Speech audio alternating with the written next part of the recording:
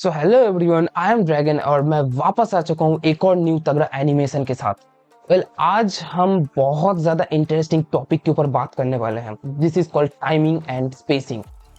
Animation में, anime में, किसी भी 2D एनिमेशन में मोशन या किसी भी कॉम्बैट सीन को बनाना या किसी भी मूवमेंट को दर्शाने के लिए आप लोगों को टाइमिंग एंड स्पेसिंग का नॉलेज होना बहुत ज़्यादा ज़रूरी है। किसी भी एपिक कॉम्बैट सीन या कॉम्बैट सीन हो या मूवमेंट और रनिंग एनिमेशन, ये सारे चीज को बनाने के लिए आप लोगों को टाइमिंग और स्पेसिंग को ध्यान में रखते हुए अपने टाइम शीट को ड्रॉ करना पड़ता है और तभी एक स्मूथ एनिमेशन बनता है। चलिए ज्यादा वक्त जाया ना करते हुए सीधा घुसते हैं मेन एनिमेशन के ऊपर और प्लान को डिस्कस कर लेते हैं। तो प्लान बहुत ज्यादा सिंपल होने वाला है। हम बात करने वाले हैं टाइमिंग और स्पेसिंग के ऊपर, थोड़ा सा समझेंगे, उसके बाद हम देखेंगे इसके एप्लीकेशन के तौर पे वो नारुतो वर्सेस सास्के का एपिक कॉम्बैट वाला सीन को। और मैं दिखाऊंगा वहां पे कि कैसे मैंने टाइमिंग और स्पेसिंग को ध्यान में रखते हुए टाइम शीट को ड्रॉ किया है और पूरा एनिमेशन को बनाया है। तो हमेशा की तरह मैं भी इस बार भी 3 ही सॉफ्टवेयर यूज करने वाला हूँ। सबसे पहला है क्लिप स्टूडियो पेंट, जिसके अंदर हम मेन एनिमेशन बनाएंगे। दूसरा सॉफ्टवेयर है एडोबी आफ्टर इफेक्ट, जिसके अंदर हम कंपोजिशन, थोड़ा एडिटिंग, ये सब करेंगे। और तीसरा सॉफ्टवेयर होने वाला है कि हमारा दाविंची रिजॉल्व। और देखा जाए तो मैं एडोबी आफ्टर इफेक्ट के अंदर भी पूरा काम कंप्लीट कर सकता हूँ, लेकिन मैं ज्यादा कॉम्प्लिकेटेड ना करते हुए सीधा किसी और software Da Vinci resolve, this is one of the best. इसके अंदर मैं वॉइस और आफ्टर इफेक्ट के बाद का काम करता हूँ, यानी वॉइस डालना, थोड़ा इफेक्ट्स डालना, थोड़ा बैकग्राउंड म्यूजिक और जो कॉम्बैट सीन का जो साउंड इफेक्ट है वो सारा चीज को डालने के लिए मैं दाविंची रिजॉल्व को यूज करता हूँ। ओके, तो ज्यादा वक्त ना करते हुए सीधा घुसते हैं टाइमिंग और स्पेसिंग के ऊपर बात करते हैं। सो एनिमेशन का जो फंडामेंटल चीज होता है वही होता है टाइमिंग एंड स्पेसिंग। किसी भी ऑब्जेक्ट को मूव करवाना हो एनिमेशन में, या तेजी से मूव करवाना या धीरे से मूव करना, ये सब डिपेंड करता है टाइमिंग और स्पेसिंग के ऊपर। इस चीज को समझना बहुत ज्यादा जरूरी है। अगर आपको लगता है कि आप इन चीजों के बारे में पता है तो आप इस पार्ट को स्किप कर सकते हैं, लेकिन मैं चाहता हूँ कि आप इस पार्ट को सुनिए। सो टाइमिंग एंड स्पेसिंग को समझाने के लिए मैं सबसे पहले एक चीज ड्रॉ कर, एक सिंपल सा एक एनिमेशन में ड्रॉ करना चाहता हूँ ताकि आप समझा सकूं। सो मैंने यहाँ पे ड्रॉ किया है एक बॉल को। इस बॉल को मैं मूव करते हुए दिखाना चाहता हूँ। सो एक बॉल, मान लीजिए ये बॉल अभी यहाँ पर है, ठीक है। ये बॉल अभी यहाँ पर, ये जो दिख रहा है ये बॉल अभी यहाँ पर है, ठीक है। सो मैं चाहता हूँ कि इस बॉल को यहाँ तक लेके आना, यहाँ तक लेके आना चाहता हूँ, ठीक है। सो इस बॉल को यहाँ तक लेके जाना चाहता हूँ, मान ली कुछ इस तरह यहाँ पर ले आना चाहता हूँ, ठीक है। मान लीजिए किसी भी एनिमेशन में किसी ऑब्जेक्ट को अगर आपको मूव करवाना है, उसका पहला फ्रेम यानी पहले जिस पोजीशन पे था वो, इस फ्रेम को कहा जाता है की फ्रेम। यहाँ पे मैंने लिख के रखा, ये देखो, यानी ये वाला जो फ्रेम है, ये जो सेल है, ये सारा एक फ्रेम्स होता है, ये आपको पता है, ओपन टू मैंने पहले ही समझा रखा है। सो ये हमारा की फ्रेम होने वाला है और आखिरी की फ्रेम होने वाला है ये, यानी जहाँ एंड हो रहा है, जिस मोमेंट पे एंड हो रहा है उसका जो फ्रेम है उसको हम कहते हैं एंड फ्रेम, यानी उसको भी हम की फ्रेम कहते हैं। और इस ऑब्जेक्ट को एनिमेट करने के लिए, यानी यहां से यहां तक मूव करने के लिए हमें ये सारे फ्रेम्स ड्रॉ करना होगा। अगर मैं ये सारे फ्रेम्स को ड्रॉ ना करूं, सिर्फ यहाँ पे ऑब्जेक्ट और यहाँ पे, यानी कुछ ऐसा दिखेगा। ये देखो, मैं जल्दी से दिखा रहा हूं, ये देखो ऐसा दिखेगा, यानी ऐसा लग रहा है कि ऑब्जेक्ट यहाँ था और ये फटाक से यहाँ तक ऐसे ट्रांसपोर्ट करके, ऐसा मतलब ऐसे थोड़ी होता है। मूवमेंट तो हमें दिखाना पड़ेगा ना, इसके लिए हम इन बिटवीन यूज करते हैं, यानी इसके बीच में भी हम ऑब्जेक्ट को ड्रॉ करते हैं। देखो एनिमेशन एक आंखों का छला हुआ है, ठीक है। यहाँ पे फ्रेम्स मूव होता है और फ्रेम्स में वो ऑब्जेक्ट मूव होता है। तो ऐसा हमें आंखों को लगता है कि इतना जल्दी फ्रेम्स मूव करता है कि ऑब्जेक्ट ऐसे मूव कर, ये आपको पता है। सो करना हमें यह है कि इससे खेलना है, और यही है टाइमिंग एंड स्पेसिंग। बेसिकली यहाँ पे ऑब्जेक्ट है और एंड फ्रेम में वो ऑब्जेक्ट यहाँ पर है। तो इसके इन बिटवीन में, यानी अगर मैं इस पॉइंट पे ऑब्जेक्ट को ड्रॉ करना चाहता हूँ, ठीक है, इस पॉइंट पे यानी ठीक बीच में। सो अगर मैं ड्रॉ करता हूँ वो कुछ ऐसा दिखेगा, यानी बीच में ऐसे 1 2 3 4 5 इन बिटवीन को मैंने ड्रॉ किया है, ठीक है। 7 टाइम्स मैंने इस बॉल को ड्रॉ किया है, देख सकते हो आप, और ईच इंटरवल 2 है। और ये मोशन देखो, मैंने यहाँ पे सारा इन बिटवीन ड्रॉ कर रखा है, कुछ दिखा देता हूँ, ये देखो सारा इन बिटवीन मैंने ड्रॉ कर रखा है। अब एनिमेशन के अंदर टाइमिंग और स्पेसिंग में मोशन 3 तरीके के होते हैं। एक होता है कांस्टेंट मोशन, दूसरा होता है एक्सीलरेशन, तीसरा होता है डी एक्सीलरेशन। ओके, सो अगर तुम लोग चाहो तो इसके ऊपर मैं सेपरेट वीडियो बना सकता हूँ, ठीक है, क्या कैसे किसी चीज को कंट्रोल किया जाता है किसी मोशन के ऊपर। लेकिन इस वीडियो में मैं सिर्फ 3 चीजों की बताने वाला हूँ एकदम फटाक से, कि constant motion, acceleration and D acceleration. तो जब भी हमें किसी ऑब्जेक्ट को यहाँ से यहाँ तक कॉन्स्टेंटली मूव करवाना होता है ना, तो हम क्या करते हैं कि ईच ईच टाइम इंटरवल में, यानी ये यहाँ तक जो ये ऑब्जेक्ट मूव कर रहा है, ये जो टाइम इंटरवल है, ठीक है, और ये टाइम इंटरवल भी सेम रहेगा, ये भी सेम रहेगा, ठीक है, यहाँ से यहाँ तक ये जितना इंटरवल तुम लोग को दिख रहा है ये सेम होगा, यानी constant, time interval is constant. Similarly the spacing is also constant, this spacing यानी ये जो distance, this distance are also constant. I don't know मैंने इस चीज को ऐसे कांस्टेंट, अब अगर एक्यूरेटली मेजर करोगे कि ये डिस्टेंस एक्चुअली इक्वल है भी या नहीं मुझे नहीं पता, लेकिन ये डिस्टेंस इक्वल होना पड़ेगा। So basically what I am to say कि कांस्टेंट मोशन में तुम्हें इक्वल स्पेसिंग में इक्वल टाइम इंटरवल में एक ऑब्जेक्ट को ड्रॉ करना होगा, तो तुम्हारा कांस्टेंट मोशन हो जाएगा। क्यों होगा? क्योंकि कांस्टेंट मोशन मतलब कांस्टेंट वेलोसिटी। अब इस चीज को मैं किसी और वीडियो में ऐसे डिटेल में समझाऊंगा, ठीक है। So basically constant motion draw करने के लिए तुम लोगों को कांस्टेंट इंटरवल में, कांस्टेंट टाइम इंटरवल में कांस्टेंट स्पेसिंग ड्रॉ करना होगा, यानी ईच ऑब्जेक्ट को मैंने इक्वल टाइम में इक्वल डिस्टेंस हो जा रहा है। सो अगर इसको मैं प्ले करूँ तो वो कुछ ऐसा दिखेगा। देखो ऐसा लग रहा है कि ये कॉन्स्टेंटली मूव कर रहा है। देखो कुछ ऐसा लग रहा है कि ये कॉन्स्टेंटली मूव कर रहा है, इसका कोई एक्सेलरेशन नहीं, यानी पहले ज़्यादा जोर से नहीं जा रहा है क्या आखिर में ज़्यादा जोर से नहीं जा रहा है, ठीक है। सो ये कांस्टेंट मोशन हुआ। अब दूसरा हम समझेंगे व्हाट इज एक्सेलरेशन। तो इसके लिए भी मैं एक ड्रॉ कर लेता हूँ, उसके बाद बताता हूँ। ओके, सो एक्सेलरेशन को हमें एनिमेट करने के लिए दो तरीका होता है। तो सबसे पहली बात, आप टाइमिंग को चेंज कर सकते हो, स्पेसिंग को कांस्टेंट रख सकते हो, और दूसरा ये हो सकता है कि आप स्पेसिंग को कांस्टेंट रखो, टाइमिंग को चेंज करो, ठीक है। अब दोनों तरीके, एक को कांस्टेंट रखो, दूसरे को चेंज करो, तो एक्सेलरेशन हो जाएगा। देखो सबसे पहले मैं कोशिश करूंगा कि टाइमिंग को कांस्टेंट रखूंगा और स्पेसिंग को चेंज करूंगा, ठीक है। तो ये हमारा लेंथ है, यहाँ से वो बॉल कुछ यहाँ तक जाएगा, ठीक है। लेकिन मैं चाहता हूँ कि वो बॉल सबसे पहले धीरे धीरे जाए, लेकिन उसके बाद ऐसे फटाक से चला जाए, ठीक है। लेकिन और उसके बाद वो फिर वो तेजी से मूव करते हुए धीरे धीरे यहाँ तक पहुंचे, ठीक है, यानी बीच में उसका तेजी ज़्यादा हो। तो हमें करना क्या होगा कि एक्सीलरेट करना होगा बॉल को कुछ यहाँ से यहाँ तक, उसके बाद हमें उस बॉल को धीरे धीरे डीएक्सेलरेट कराना होगा कुछ यहाँ से यहाँ, ठीक है। ये हमारा काम होगा। ओके, सो अब आप लोग देख सकते हो कि ये बॉल जो है मैंने इसको एनिमेट कर रखा है।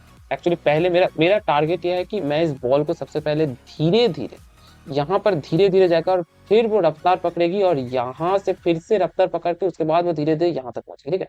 तो यानी यहाँ से यहाँ तक हमें एक्सेलरेट करना है और यहाँ से यहाँ तक हमें डी एक्सेलरेट करना है, ठीक है। ये हमारा टारगेट होने वाला है। यहाँ पर उसकी स्पीड कम होगी इस जगह पर, और उसके बाद यहाँ सबसे ज्यादा स्पीड से जाएगी, उसके बाद वो यहाँ पर कम रफ्तार से पहुंचेगी, ठीक है। तो हमारा टारगेट यह है कि यहाँ पे हमें एक्सेलरेट करना है और यहाँ पे हमें डी एक्सेलरेट करना है, ठीक है। यहाँ पे सोचने वाली बात यह है कि मैंने यहाँ पे टाइमिंग को कांस्टेंट रखा है लेकिन स्पेसिंग चेंज किया है, ये सोचने वाली बात है, ठीक है।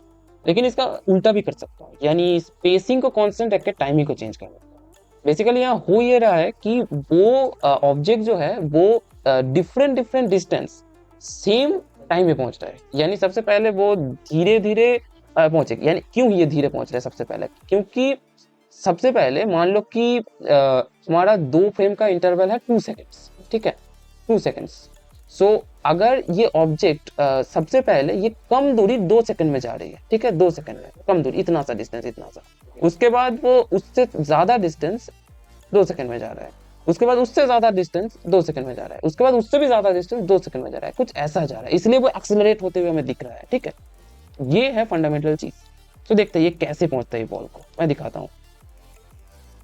देखो, so as you can see कि सबसे पहले इसका बॉल का जो रफ्तार है वो बहुत धीरे धीरे, लेकिन बीच में तेजी से उसके बाद वो फिर यहाँ पर धीरे धीरे पहुंच रही है, ठीक है।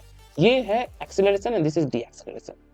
और इसी सेम चीज को हम पेसिंग को कांस्टेंट रखें लेकिन टाइमिंग को चेंज करके कर सकते हैं। So now we are going to analyze what is constant pacing, acceleration and de acceleration. Okay, so देखो मैंने यहाँ पे पाथ को ड्रॉ कर रखा है ऑलरेडी, वो सेम ही पाथ है। हमें हमारा बॉल को यहाँ से यहाँ तक लेके जाना है, ठीक है। सो हमारा पहला की फ्रेम होगा ये वाला हमारा पहला की फ्रेम, और खड़ी की फ्रेम होगा कुछ ये, और ये सारे इन बिटवीन होगा। सो गौर करने वाली बात ये है कि each spacings are equal. So this is L, you can see this is L, okay, so this is L, every spacings are L, this is all constant spacing. But अगर तुम लोग यहाँ देखोगे जो कि हमारा टाइमिंग को रिप्रेजेंट करता है, यानी फ्रेम्स का इंटरवल, वो अलग है। पिछली बार हमने क्या किया था कि टाइमिंग को कांस्टेंट रखा था, स्पेसिंग चेंज किया था, लेकिन इस बार हमने स्पेसिंग कांस्टेंट रखा, टाइमिंग चेंज किया, और वो सेम काम यहाँ भी हम अचीव कर पाएंगे।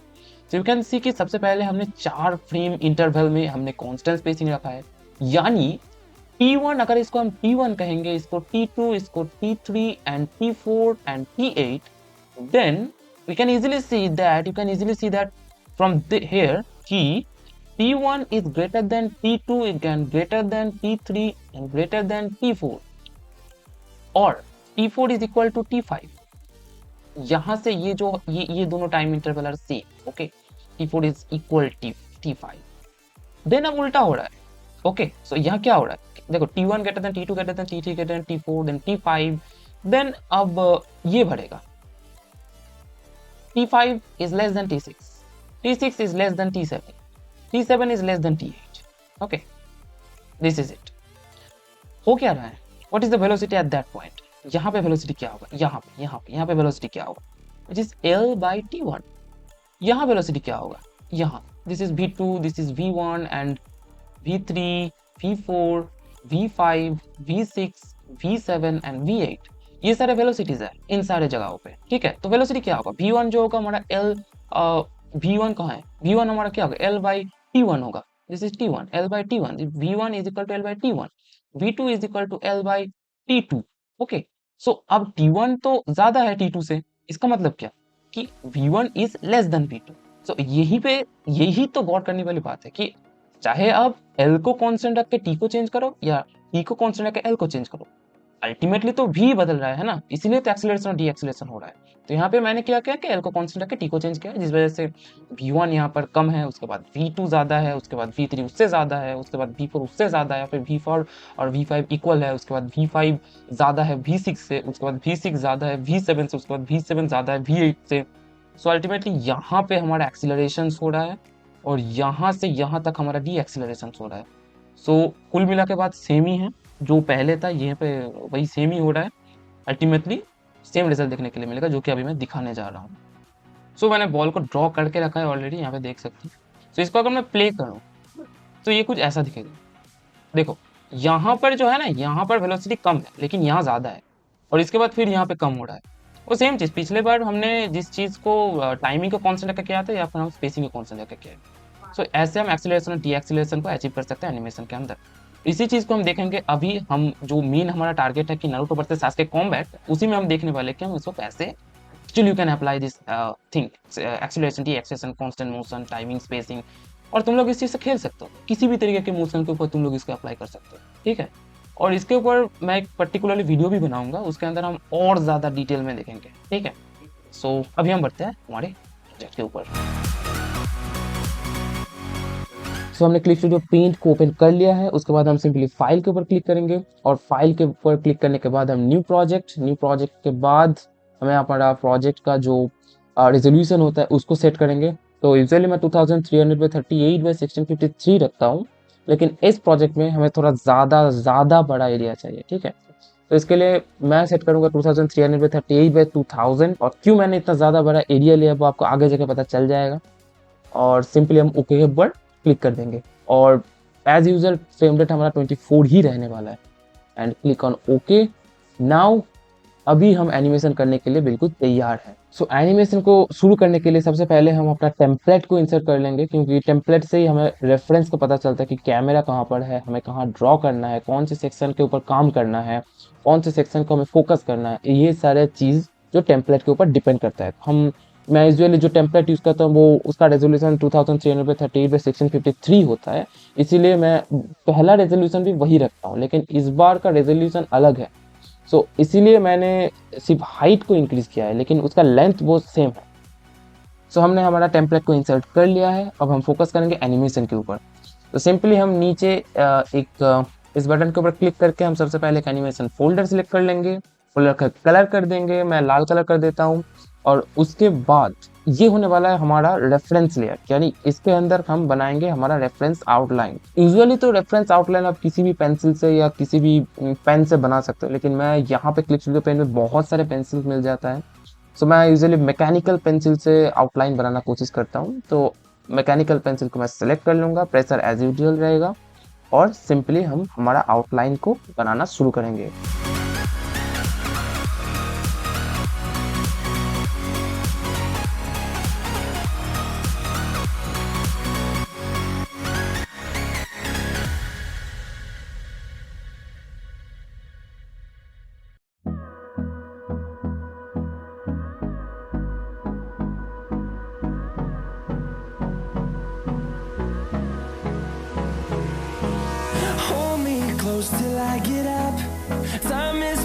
सो आउटलाइन बनाने के समय मैं एक बात मेंशन करना चाहता हूँ कि कभी कभार ऐसा होता है कि हम डायरेक्टली आउटलाइन को ड्रॉ नहीं कर पाते हैं। तो इसके लिए तुम लोगों को मैं एक ट्रिक बताना चाहता हूँ कि तुम लोग एक काम करना कि ओपेसिटी को एकदम कम कर लेना, मैकेनिकल पेंसिल का बहुत कम ओपेसिटी का एक मैकेनिकल पेंसिल सिलेक्ट कर लेना। उसके बाद एकदम रफ सिर्फ स्ट्रक्चर बनाना, जैसे मैंने यहाँ पे बनाया। तुम लोगों ने पहले देखा कि मैंने एकदम रफली एक स्ट्रक्चर बनाया, उसके बाद मैं उसके ऊपर अच्छी क्वालिटी का आउटलाइन में ड्रॉ कर रहा हूँ। ये एक रेफरेंस आउटलाइन है। उसके बाद हम इसको परफेक्ट करेंगे, यानी ऐसा नहीं है कि एकदम पहली जो लेयर है उसके अंदर एकदम परफेक्ट ड्रॉ होगा, ऐसा नहीं है। और इस सीन का जो पार्ट मैं कहना चाहता हूँ कि ये जो नारुतो सास्के है ये दूर खड़ा हुआ है हमारे कैमरा से, सो हमें ज्यादा डिटेल्स भी नहीं डालना पड़ेगा, ठीक है। तो सिंपली मैंने सबसे पहले हल्का ड्रॉ किया, उसके बाद हम इसके ऊपर आउटलाइन ड्रॉ कर रहे थे।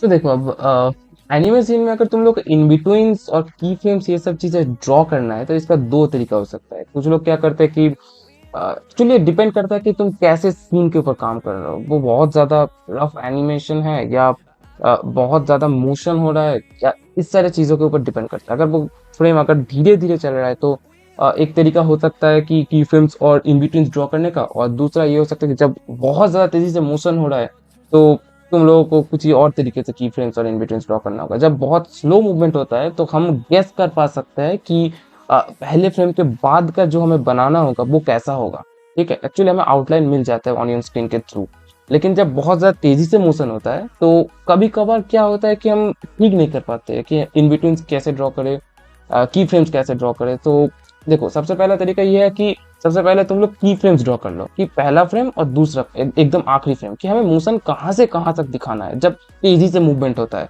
और उसके बाद इन बिटवीन ड्रॉ करो, क्योंकि तब तुम लोगों को वो दोनों रेफरेंस मिल जाता है, तुम लोगों को एक अच्छा सा आइडिया मिल जाता है कि हमें कौन से स्पेसिंग में ड्रॉ करना चाहिए इन बिटवीन को, ठीक है। सो पहले वाली जो मैंने डेमोन्स्ट्रेटर पर एनिमेशन बनाया था वहां पर मैंने एकदम बहुत ज्यादा स्लो मूवमेंट था, इसलिए मैंने एक फ्रेम दूसरे फ्रेम ऐसे बनाया था। मतलब ऐसा नहीं था कि सबसे पहले मैंने दो की फ्रेम बनाया उसके बाद एक इन बिटवीन, ऐसा नहीं था, मैंने फ्रेम बाय फ्रेम बनाते गया। लेकिन इस एनिमेशन के अंदर मैं कोशिश करता हूँ कि सबसे पहले एक फ्रेम, उसके बाद दूसरा की फ्रेम और उसके बाद इन बिटवीन ड्रॉ करता हूँ। इससे रेफरेंस मिल जाता है। और किसी भी मोशन या एक्शन सीन या किसी कॉम्बैट सीन को अगर तुम लोग को दिखाना है तो ये ट्रिक तुम लोग यूज कर सकते हो।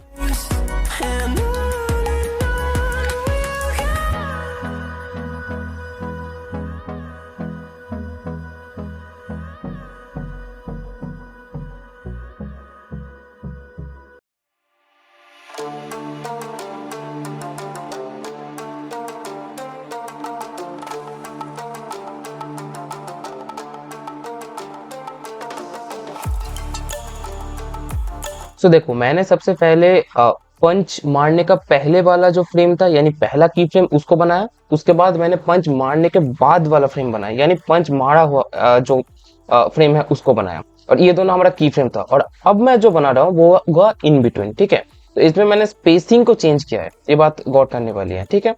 तो स्पेसिंग को चेंज करके मैंने इस फ्रेम को बना रहा हूँ, और इस चीज को मैं ऐसे बना रहा हूँ कि देखो पंच जब मारा जाता है तो वो हाथ एक्सेलरेट होता है, तो सबसे पहले हमें कम वेलोसिटी उसके बाद वेलोसिटी को ज्यादा करना होगा। वो पहले मैंने जैसे बताया कि स्पेसिंग को इंक्रीज करके टाइमिंग को कांस्टेंट रख के वेलोसिटी इंक्रीज कर सकते हो, वो सेम ट्रिक।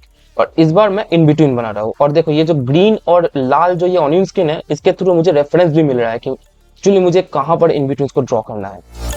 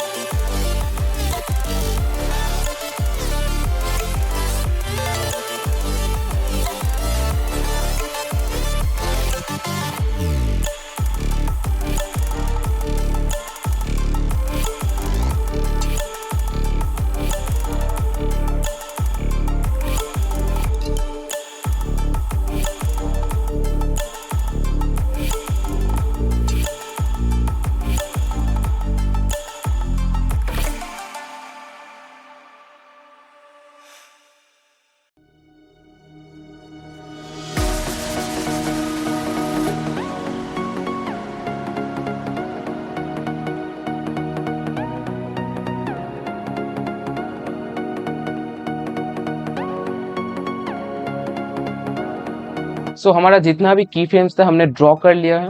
अभी हमारा काम होगा कि इन सारे की फ्रेम्स को टाइमलाइन के ऊपर प्लेस करना। इसके लिए मैंने एक टाइम शीट को ऑलरेडी ड्रॉ कर रखा है। एक्चुअली मैंने सीन को एनालाइज किया, थोड़ा बहुत मोशंस को देखा, कहाँ की फ्रेम्स एंड हो रहा है, एक्चुअल जो सीन था उस चीज़ की बात कर रहा हूँ, और कहाँ की फ्रेम्स एंड हो रहा है, कौन से की फ्रेम्स बनाना होगा, इन सारे चीज़ों को देख के मैंने ये टाइम शीट बना दिया है। और ये रहा टाइम शीट। और यहाँ पे तुम लोग जो A1 A2 ये देख रहे हो, ये सारा की फ्रेम्स है, और इन बिटवीन में जो K1 K2 K3 ऐसा लिखा है, ये सारा की फ्रेम हमारा जो इन बिटवीन होने वाला है। तो सबसे पहले हम इस टाइम सेट के अकॉर्डिंग जितना भी हमारा की फ्रेम्स है इन सारे चीज़ों को टाइमलाइन के ऊपर प्लेस कर लेंगे, और उसके बाद हम बनाएंगे इन बिटवीन्स। और इन बिटवीन्स को भी मैंने ऐसे रफली बना के रखा है, इसके बाद हम थोड़ा बहुत चेंजेस भी कर सकते हैं। तो जल्दी से मैं सारा का सारा की फ्रेम्स को टाइमलाइन के ऊपर प्लेस कर लेता हूँ, उसके बाद बात करते हैं।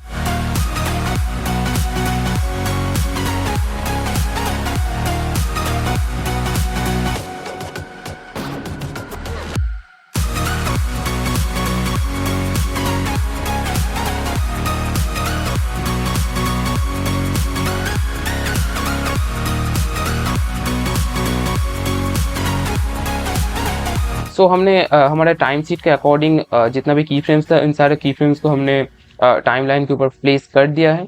इसके बाद हम एक और न्यू एनिमेशन फोल्डर सिलेक्ट कर लेंगे, और इस फोल्डर के अंदर हम सारा का सारा फाइनल रेफरेंस आउटलाइन बनाएंगे। ठीक है, इस फोल्डर के अंदर हम फाइनल रेफरेंस आउटलाइन बनाएंगे। पहला वाला जो था वो एकदम ही रफ आउटलाइन था, और ये वाला होगा ये थोड़ा सा इम्प्रूव करेंगे, और इसके अंदर ही हम जितना भी इन बिटवीन्स होगा उन सारे फ्रेम्स को भी बना लेंगे।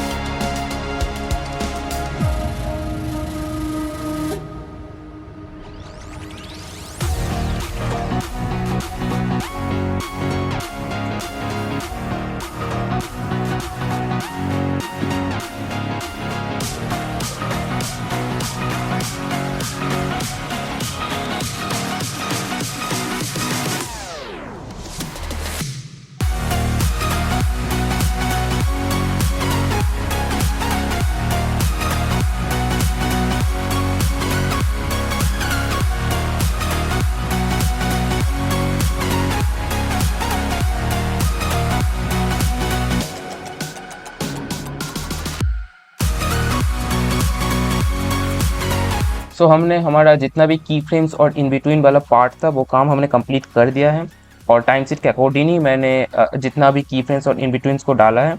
और इसके बाद हम एक न्यू एनिमेशन फोल्डर सिलेक्ट कर लेंगे, और उस फोल्डर के अंदर हम हमारा फाइनल आउटलाइन और कलर सेपरेशन लाइंस को ड्रॉ करेंगे।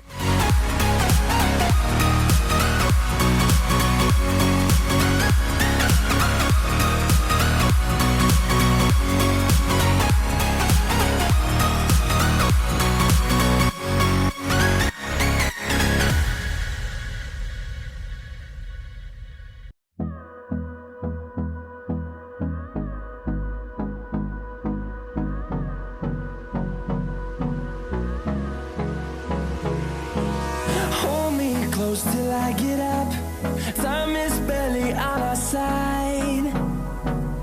I don't wanna waste what's left.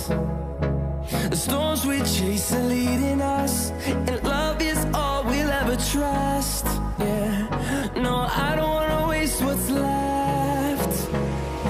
And on we'll go. तो हमने हमारा जितना भी कलर सेपरेशन लाइन था वो सारा लाइन आउटलाइन ड्रॉ कर लिया है। इसके बाद हम एक कलर सेट को चूज करेंगे, जिस सेट के अंदर हम स्किन का डार्क शेड, कपड़े का कलर, वो सारे कलर्स को हम एक पर्टिकुलर कलर सेट के अंदर सिलेक्ट कर लेंगे। उसके बाद हम सिंपली फिल टूल से उन सारे कलर सेपरेशन लाइन को भर देंगे। तो मैं जल्दी से एक कलर सेट तैयार कर लेता हूँ।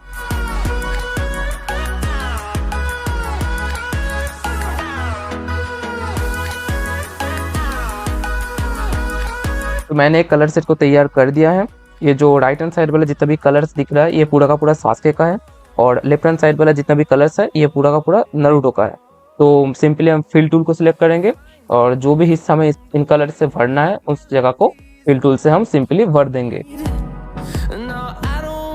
तो मैं पूरा का पूरा कलर को कंप्लीट करने के बाद मिलता हूँ। Echoing around the create a song. I don't wanna miss a beat. And on we'll go, through the wastelands, through the highways, till my shadow turns to sun rays. And on we'll go, through the wastelands, through the highways, and on we'll go.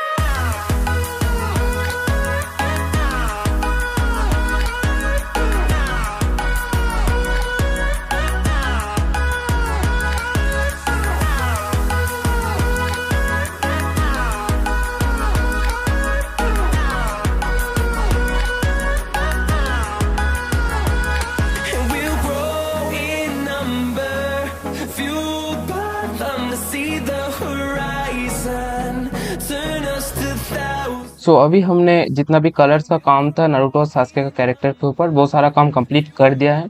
अभी हमें बनाना है shadows और जो water का जो wave होता है ना वो उन दोनों चीज़ों को बनाना है। इसके लिए हम एक डिफरेंट एनिमेशन फोल्डर सिलेक्ट कर लेंगे क्योंकि हमें डिफरेंटली इन सारे जितने भी कैरेक्टर्स और जितने भी ऑब्जेक्ट्स हैं इन सारे चीज़ों को हमें डिफरेंटली एक्सपोर्ट करना है आफ्टर इफेक्ट के लिए। तो सिंपली मैं एक डिफरेंट एनिमेशन फोल्डर सिलेक्ट कर लूँगा और उसके ऊपर हम फ्रेम बाय फ्रेम शैडोज का मूवमेंट को एनिमेट करेंगे।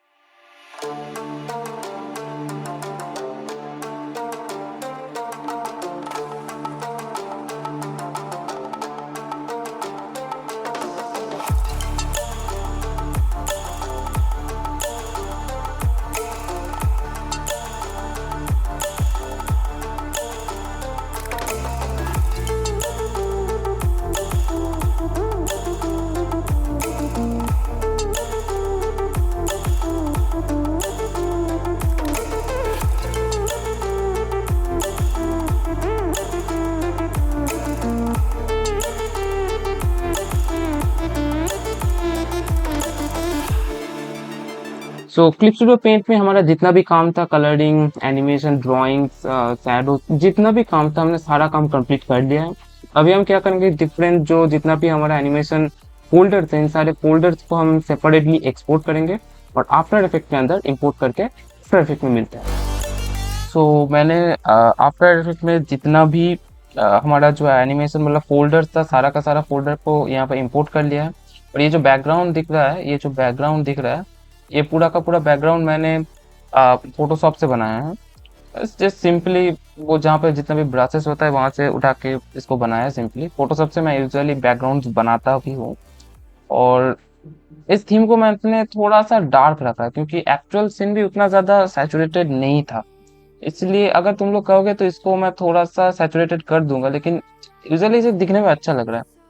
सो ये जो शैडोज और कैरेक्टर्स और एवरीथिंग एल्स जो भी दिख रहा है ये सारा का सारा चीज़ें मैंने सेपरेटली एक्सपोर्ट किया है और फाइनली हमारा आउटकम बन के तैयार हो चुका है जो कुछ ऐसा दिख रहा है। और ये जो आखिर में जो सीन है, तुम लोग अगर टाइम शीट को गौर से देखोगे तो मैंने आखिर में लिखा था कि स्लोमो पपेट, इसका मतलब है कि पपेट एनिमेशन मैंने इस आखिरी सीन में बनाया है। अगर तुम लोग इसके ऊपर मैं एक सेपरेट वीडियो भी बनाऊंगा कि कैसे एक स्लो मूवमेंट को दिखाया जा सकता है विदाउट एफर्ट। ओके, तुम लोग चाहो तो ऐसे भी फ्रेम बाय फ्रेम बना सकते हो, बहुत ज़्यादा मेहनत लगता है, लेकिन एक टूल होता है पपेट टूल नाम का, उससे हम इजीली इन सारे फ्रेम्स को बना सकते हैं। तो मैंने बस सिंपली ऐसे बनाया है, इसमें ज़्यादा मैंने डिटेल्स में नहीं काम किया है, नहीं तो ज़्यादा समझ आ जाता। और ये जो वाटर वाला जो रिफ्लेक्शन है इसको मैंने सेपरेटली बनाया है और ऑफ स्क्रीन बनाया है, इसको मैंने रिकॉर्ड नहीं किया था। और finally we have our animation और इसका जो फाइनल रिजल्ट है वो आप लोगों को प्रेजेंट करता हूँ अभी। तो सबसे पहले मैं दिखाना चाहता हूँ raw footage without sound effect, just pure animation वाला रिजल्ट। उसके बाद मैं दिखाऊंगा विद द साउंड इफेक्ट कि कैसा लगता है।